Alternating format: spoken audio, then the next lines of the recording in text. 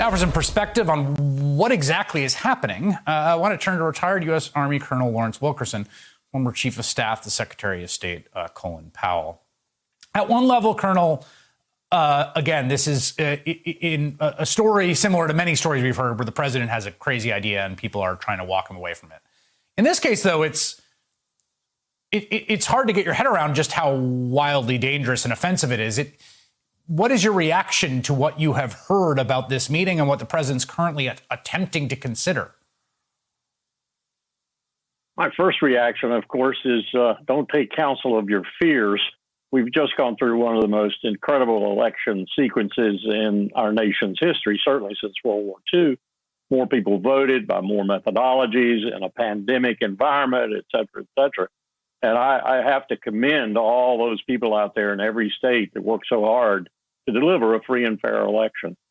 At the same time I say that, I have to say my fears are somewhat significant with a former lieutenant general in the United States Army saying what Flynn said with regard to martial law and going to the battleground states and essentially reconducting the elections. Were I the Secretary of Defense, I'd call him back to active duty, which is in the prerogative of the Secretary of Defense, and I'd court-martial him. At a minimum, I'd cite him for incitement to insurrection. This is not something that a military officer should do. You serve until you're roughly 85 years old. It's half pay. It's not necessarily retired pay. You can be called back at any time. I got my letter from Secretary Rumsfeld when I was Chief of Staff to Secretary Powell.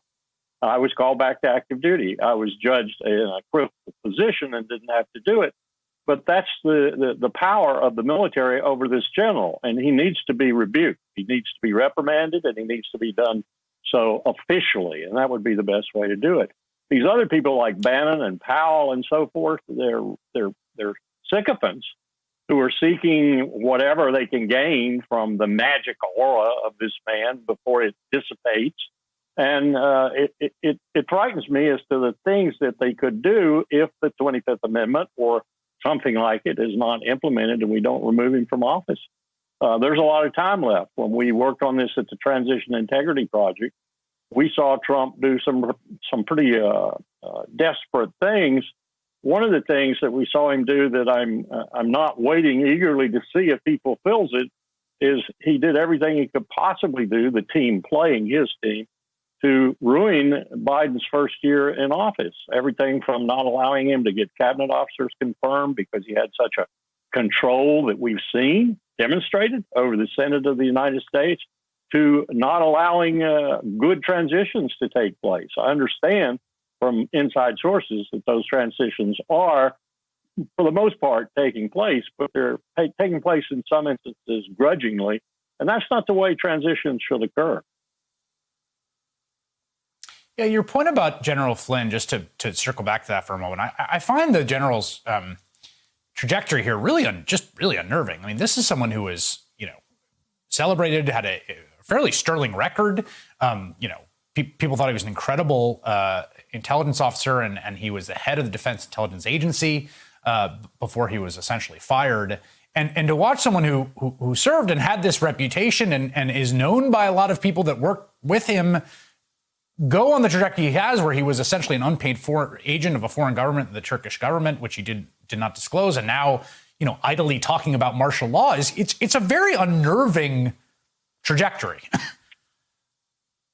It is. In my view, he's a disgrace to his uniform. And he's one of those examples, and I knew several of them when I was in the military, some 30 years plus. He's one of those examples, a person who gets squirreled away in a special community, in this case, special ops and also intelligence. And he grows up to flag rank, and no one really applies any adult supervision. And I include in that General McChrystal in Afghanistan when he worked for General McChrystal. I blame General McChrystal for putting him in the position that he's in right now to a certain extent. But these people come along and they get to the position where they really have some authority, in this case, much beyond the 3 stars, national security advisor almost, and they then show their true colors. And I think that's what Flynn is doing. Otherwise, I've got to pronounce him a psychotic or worse. You seem unnerved, but also somewhat confident about the situation we're in, which I think tracks with where I am. I mean, again, there is a dwindling amount of power the president has. There's a kind of whiff of desperation. He's going to sort of more and more bizarre, crankish kind of voices. And yet, you know, the authority of the government still rests in the man's hands for 30 days. And we've been anticipating break glass moments. I don't think we've quite gotten one yet.